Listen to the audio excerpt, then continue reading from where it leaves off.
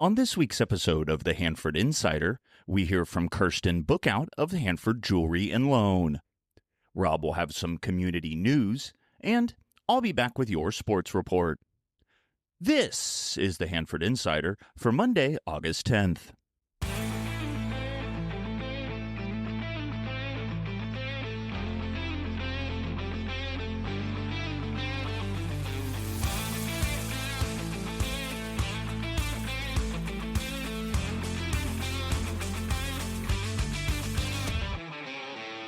Welcome to the Hanford Insider Podcast. From the people who make a difference to the businesses that have stood the test of time and the stories that make Kings County unique, you'll find it all right here. I'm your host, Rob Bentley, bringing you the people, places, and stories that make our community a great place to call home. So let's get started. Taking a look at this week's community calendar, after cancellations the last 2 weeks, the Thursday night marketplace is looking for a comeback this week with a predicted high of only 97 degrees. The Carnegie Museum of Kings County will be showing the contents of the 1976 City of Hanford Bicentennial Time Capsule this week. On Monday, Wednesday, Friday, and Saturday mornings, they'll be open from 9 a.m. to 1 p.m. On Tuesday and Thursday evenings, they'll be open from 4 p.m. to 8 p.m. Admission is free, and the museum is located at 109 East 8th Street in downtown Hanford. Visitors will also get a chance to record messages to the Hanford citizens of 2076 to be placed in the new time capsule. For more information about the exhibition, visit carnegiemuseumofkingscounty.org. The City of Hanford will be holding a senior wellness workshop in the Civic Auditorium on Wednesday, August 12th, beginning at 10:30 a.m. Visit thebrightmindsproject.com for more information. Also in the Civic Auditorium on Wednesday at 6, the community is invited to join the Hanford West softball team as they celebrate the recent state championship. On Friday, August 14th, the Kings Players presentation of Agatha Christie's The Mousetrap opens. Here's a short clip with my conversation with the director of the play, Raylyn Royer. How you doing, Raylyn? Good. How are you? I'm doing fantastic. We are in for another exciting show at the Kings Players. Can you tell us a little bit about The Mousetrap? Absolutely. It's the longest running murder mystery in the history of theater. It's been performed steadily since 1952, I believe, in England. It's kind of a rite of passage for anybody who gets into theater. They go and they see it. And we decided to kind of break away from our comedies that we usually do and give people a little bit of murder mystery. That's awesome. People love murder mysteries. So I see you have some matinees coming up on August 16th, 23rd, 29th, and 30th. And then your evening performances are August 14th, 15th, 21st, 22nd, 27th, and 28th. And those performances begin at 7 p.m. Yes. So what does the cast look like for the show? This cast is amazing. I really, really could not be happier with them. This is the first time I've directed a full play, so I was a little apprehensive about it. I'm confident in acting, but not so much in directing. So it was a big challenge for me, and I could not have asked for a better cast. They are just wonderful. I think people are in for a real treat. That's great. And we're excited about opening night coming up here on August 14th.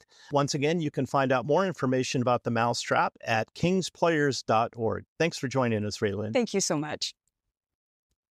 If you have an event coming up, large or small, and you'd like some help getting the word out, let's work together. Send your information to hanfordinsider@gmail.com.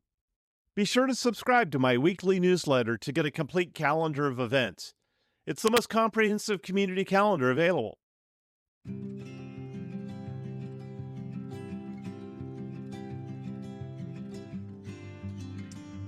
Well, friends, we are so fortunate today to visit with a longtime Hanford business. It's Hanford Jewelry and Loan. And with me today, we have Kirsten Bookout. Welcome to the show, Kirsten. Hi, thank you so much for having me. Kirsten, I've been looking forward to this episode for so long. Being a historian, I've looked into the history of downtown Hanford, and this business has been a staple of downtown Hanford for 65 years. I understand that you just celebrated an anniversary. Yes, June 15th, we celebrated 65 years in being in business. And even before that 65 years, this business was in various locations in downtown and moved to the corner of 7th and Doughty Street. It used to be an old donut store. It did, yeah. The building was originally built as a bank. And when the bank went out, Winchell's moved in, but they did a lot of remodeling. So they kind of broke up that bank into different areas where people might remember Sandy's being part of the shop. And so they divided the building the best they could to make it available for Winchell's. 'Cause I believe Winchell's was in first, but I could be wrong. Yeah, it's seen a lot of different businesses, and I know that one of the great bonuses of getting an old bank is you actually have a vault in here, We so do. it makes perfect sense. Yeah, there's actually two vaults. There's one in the basement, and then there's one up top, and they're right on top of each other. I actually heard a funny story when I was doing my research that one of the stories that the old Hanford show-offs used to tell is that there was somebody, back in the early 1900s that tried to dig a tunnel underneath and they tried to get to the safe, but they actually ended up next door in a barber shop instead. So I don't know if that's true or any evidence of a tunnel down there, but don't try it, folks. Don't try it. Yeah, folks. don't Okay, try it. let's get to it. So how did you get into the jewelry business? So my husband's grandfather went to Bradley University in Illinois. He was a longtime Hanford resident, or I should say Layton resident, and then moved closer to Hanford into town when he figured out what he wanted to do. He knew what he didn't want to do, and he didn't want to work on the farm that his family had. So he served 2 years in Korea, came back, and enrolled in watchmaker's school. And that took him to Bradley.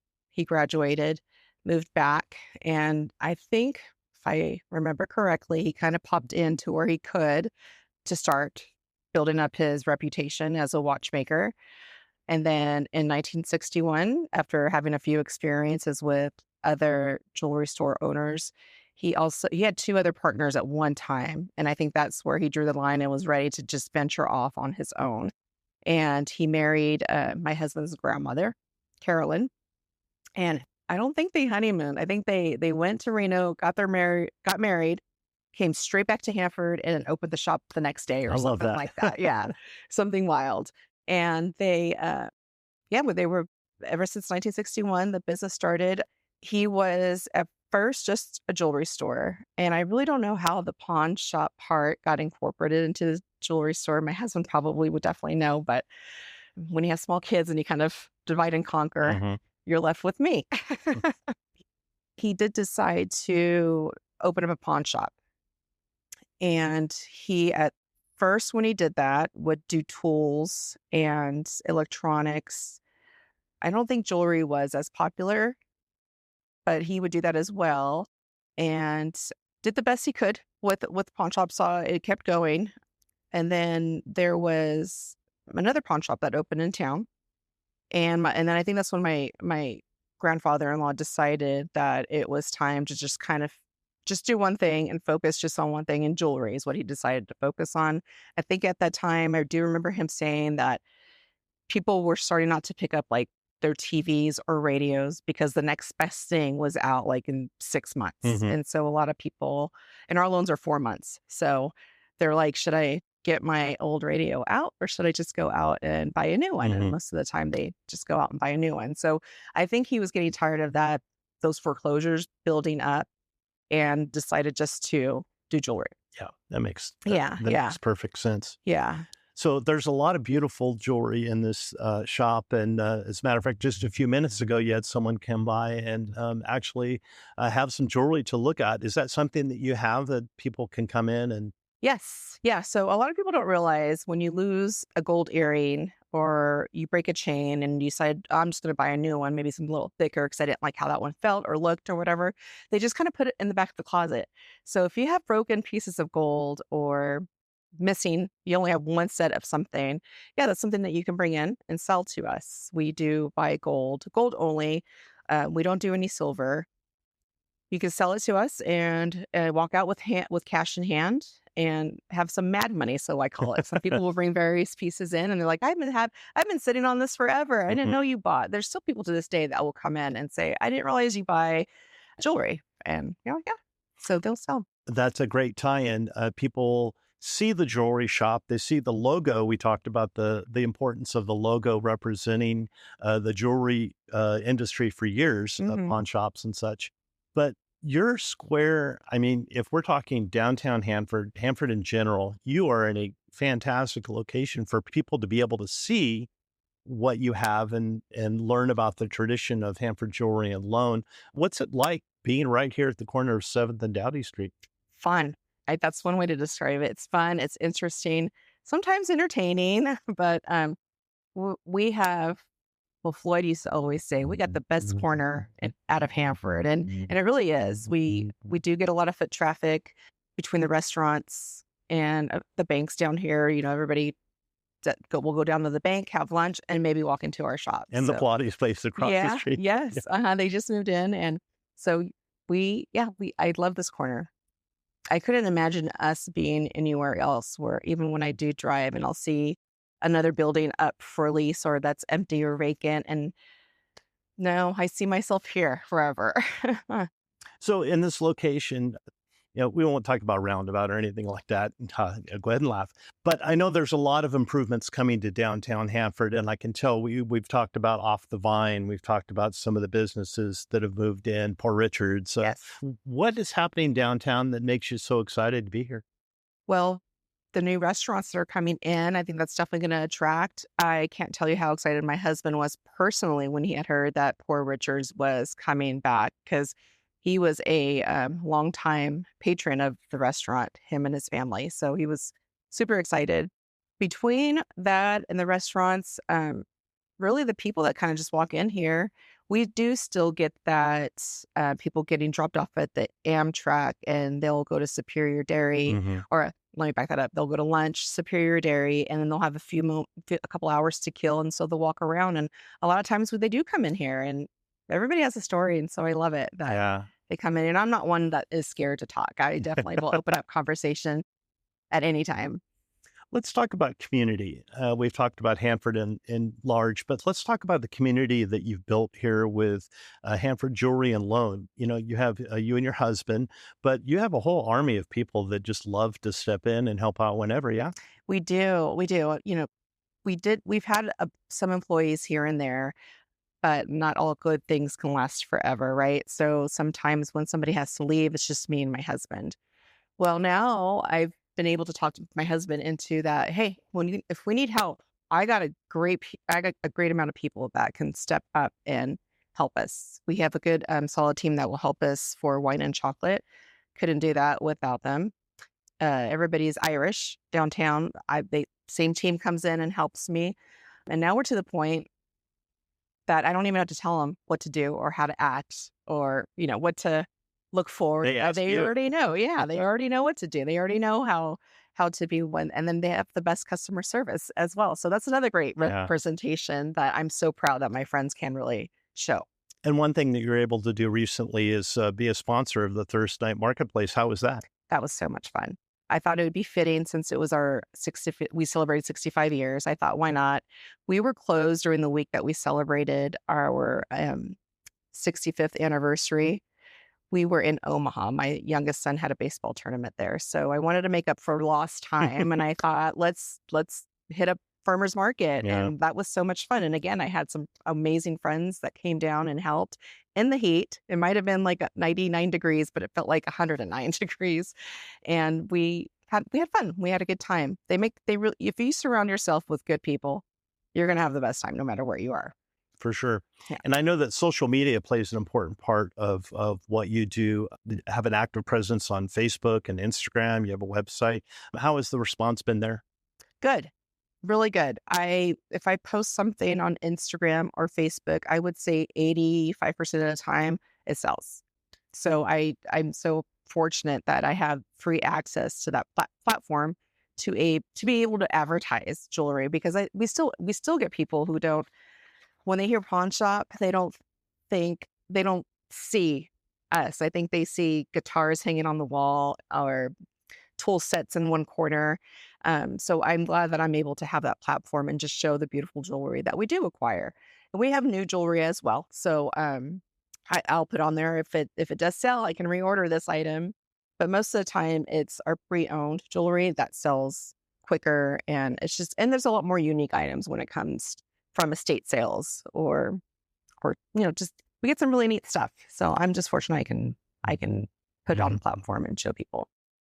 I would imagine there's some pretty special stories. You've got to have maybe one or two stories that just stick out to you, something special that happened that you were just so happy for the customer. Can you share Yeah, maybe one of those or two of those? absolutely. Well, now that technology has moved so fast I've been here for 20 years. So in the last 20 years, I have had people send me their proposal videos, which I appreciate because the excitement that I get from the person who's getting ready to propose is one thing, but I don't get to see the excitement on the other end of when the proposal does happen. So when I get those videos, it I just am so excited, and it makes me feel good because I feel like they took the time to share, what we did together, part of this journey, and now it's the rings on her finger, and she's so happy, and she's in tears, and I love that. I just absolutely love that.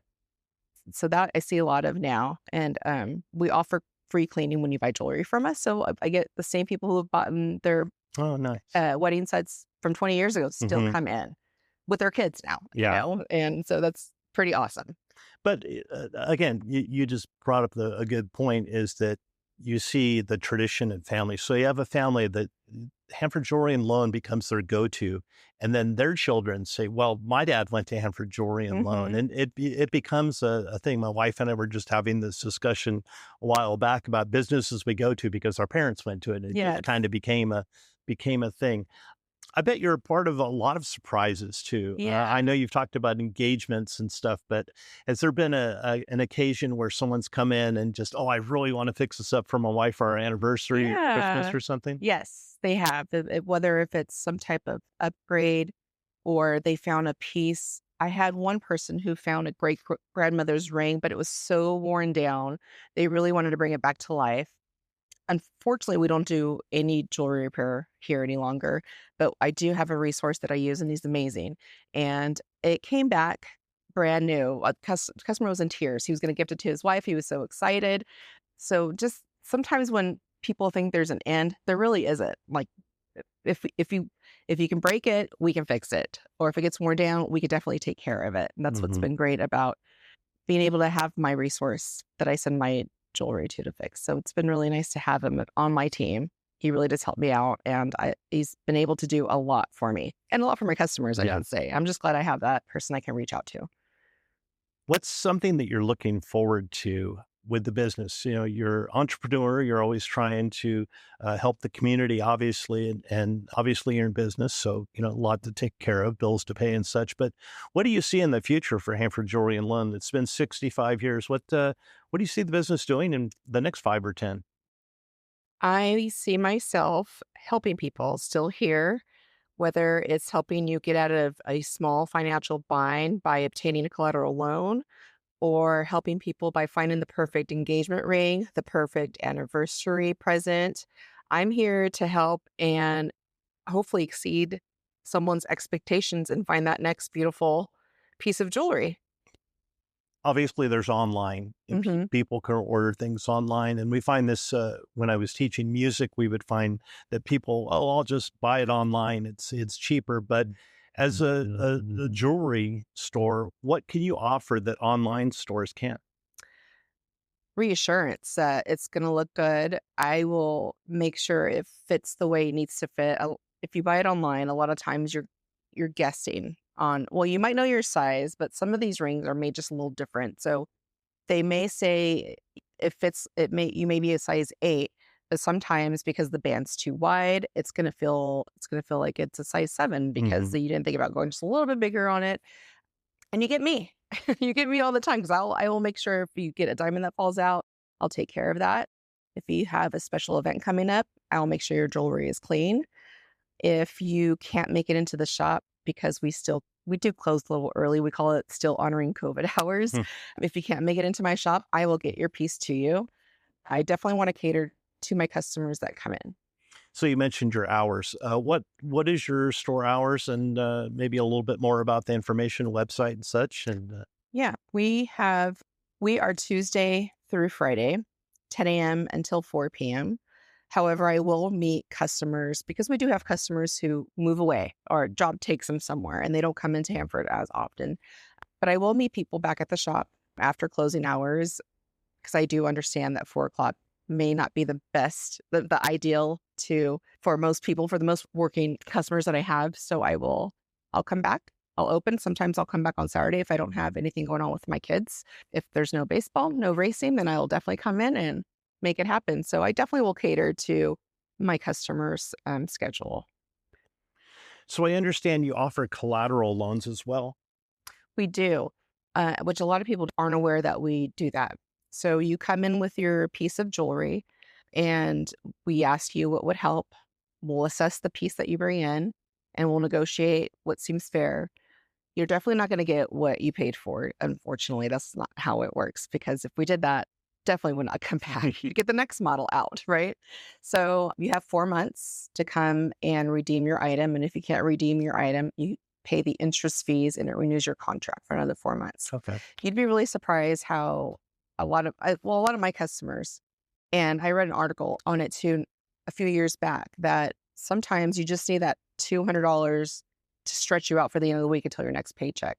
And I feel like that's when we come in and can help out. Just somebody needs a full tank of gas to get to work, or an unexpected bill came up, or you're just short, or sometimes people just mismanage money. I'm guilty of that. And you just need that extra $100 or $200 to get you through the month until your next pay period. And so we get used a lot for that. I think it's better than asking family for money. Most of the time, you just come in and do what you got to do, and nobody knows what you did and how you got that extra money. And you come in, you pick up your item, and I don't tell. Yeah. Hey, Kirsten, this has been so wonderful. You're very enthusiastic about what you do, and you've surrounded yourself with good people who help you out and make this business what it is. So thank you so much for coming on the show.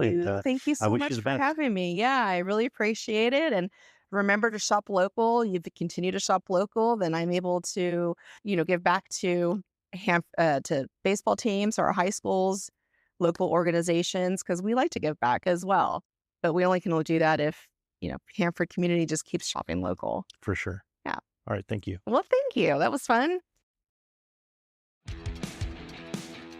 And now it's time for Hanford Insider Sports with Eric Bentley.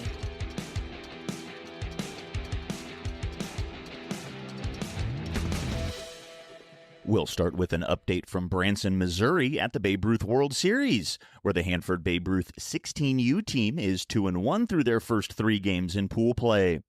The Hanford All-Stars were able to bounce back after a nail-biting opening round loss to Mexico with a 7-5 win over Europe on Saturday before taking down New Zealand 10-4 on Sunday.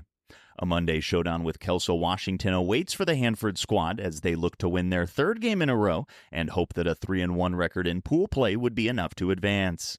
We'll have updates for you on next week's show to see if the Hanford Babe Ruth 16U All-Stars can take it all the way. In high school sports, most fall seasons get underway in the next few weeks, and we talk a lot of football here on the Hanford Insider, but we love to shine a light on those other sports when we have information. So let's take a look at how the girls' volleyball season is shaping up. The Hanford West girls volleyball team is coming off of a 20-10-3 overall season last year that saw the Huskies finish 2nd place in league with a Central Section playoff appearance. The Huskies will have to replace last year's Sequoia League MVP Paulina Stevens and first-team selection Juliana Viensor, but reigning Sequoia League Defensive Player of the Year Jalen Valtiara is returning to the Huskies roster for her senior year, and reigning Coach of the Year Maria Stevens looks to have the Huskies pick up last year's success right where they left off. Non-league play for Hanford West starts on August 18th at Strathmore, and your first chance to catch the Huskies varsity squad at home is August 24th versus Tulare Union. The Hanford High girls volleyball team has been busy with open gyms this summer, looking to build off of last season's 18-13 campaign, resulting in a 2nd-place WIL finish and a Central Section playoff appearance. The summer workouts presumably aim to add some continuity after losing 6 seniors from last year's team to graduation.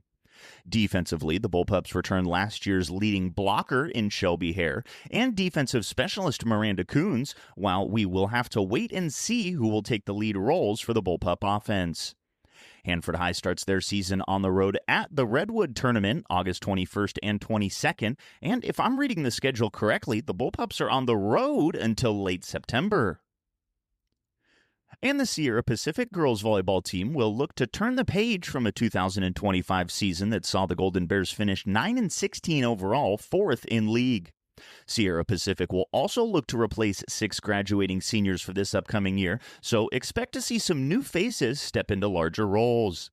The Golden Bears really struggled away from home last year, only winning 2 of their 12 true road games, so we'll see if Sierra Pacific can take the show on the road in 2026. We'll have our football preview on next week's show, so make sure you tune in for that.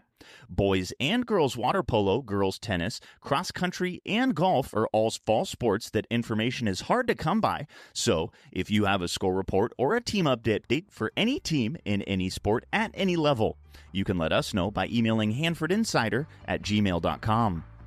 I'm Eric Bentley, and this has been your Hanford Insider Sports Report. Well, that wraps things up for this week's show. If you're enjoying the podcast and you want to support it, you can head over to buymeacoffee.com/Hanford Insider to make a donation. To stay connected, join the Hanford Insider email list at hanfordinsider.com. You'll get weekly updates, plus an exclusive newsletter delivered right to your inbox each Wednesday. I'd also really appreciate your help spreading the word about the show by liking and sharing on social media, or, like most people, just telling a friend. Don't forget, if you have a story idea, community event, or someone you think deserves to be featured, I'd love to hear from you. Email me anytime at hanfordinsider@gmail.com. You can follow the show on Facebook, Instagram, Threads, X, and YouTube at Hanford Insider for more content and updates. Thanks for listening. Have a great week.